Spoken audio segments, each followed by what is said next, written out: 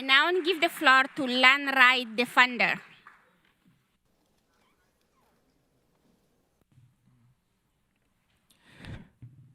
Thank you, Madam Speaker. My name is Nana Osei. I stand before you, a voice echoing from generation past, seeking your critical support. I am an indigenous youth leader representing the Oheneyere royal family, the indigenous people of Benimasi-Boadi near Kumasi, Ghana. In 2023, I fled my homeland not as a criminal, but as a man seeking refuge under the United Nations Convention Against Torture. My crime, defending the land entrusted to me by my ancestors, the very land that cradles the final resting place of our revered maternal ancestor. This is a story of not just my struggle, but the struggle faced by countless indigenous people around the world. I'm a seventh-generational descendant of King Osei Tutu the founder of the Ashanti Empire of the ancient Gold Coast, present-day Ghana, a living testament to the Oheneyere royal family. Our community was acquired in the 16th century through a gift granted by the king to her revered spouse. In recent times, my people are faced with relentless intimidation, harassment, criminalization, and violence for defending our birthright. What triggered my escape was a threat uttered by the Otumfuo II on 18th November 2021 in the palace. I quote, "I have cancelled your family name from enjoying right of inheritance to the lands.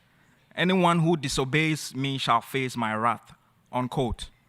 Despite promising reforms made by the Ghanaian government to strengthen land tenure security, the Kumasi Council, Traditional Council, actions continuously undermines the rule of law. Their claim to absolute control over all the Ashanti region lands and immunity from judicial review violates the provisions of Land Act 2020 and the PNDC Law 114 meant to hold customary land managers accountable for resource exploitation. The Council's interference in the justice system undermines our allodial ownership rights. In the case of C-165/2020, despite a favorable judgment, a court of coordinate jurisdiction overturned it, even though the original court had already completed its duties. This is a gross violation of Article 39 of the UNDRIP. The lack of political will from the government of Ghana to hold fiduciaries accountable further exacerbates the situation.